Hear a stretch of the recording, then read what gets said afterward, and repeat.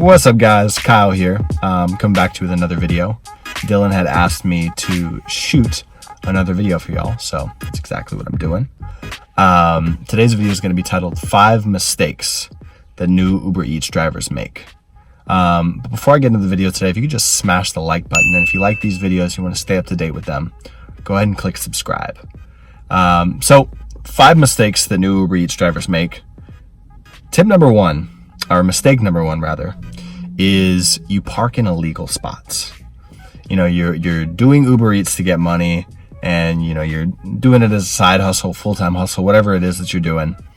And one of the things that you don't want to do is park in an illegal spot, because that could be, you know, your whole day's pay from Uber Eats in literally one parking ticket. So I know it can be very easy to fall into the temptation of, let me just, you know, pull here real quick. No one will notice. It's much better to lay on the side of caution than being reckless like that. So even if it takes a little bit, and if you can't find a spot, one thing that I would recommend is even just calling the customer and saying, hey, there's no spots, and I can't park illegally here. Is there a place that I can park, or will you be able to meet me down at the car? So those would be some suggestions that I would, suggest you employ. Mistake number 2 is driving at the wrong times. You know, we'll drive at times that are not really conducive to making money. Like, you're probably not going to make a lot of money starting your day at 7 a.m. And doing Uber Eats.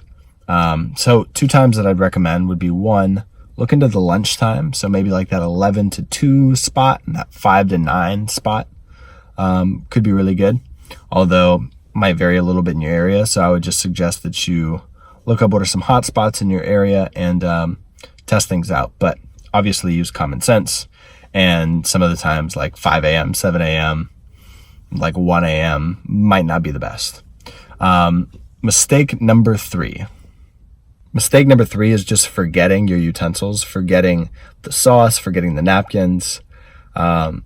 Always err on the side of over preparing than under preparing.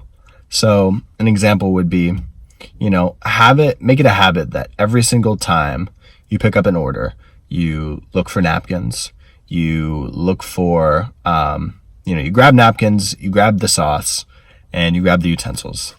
And just doing that can make life a lot easier and could also make it better, so you hopefully get more tips. So, hey, I got some extra sauces. Hey, I got some extra utensils in case you need any. Hey, I brought you some extra napkins, and just letting the customer know.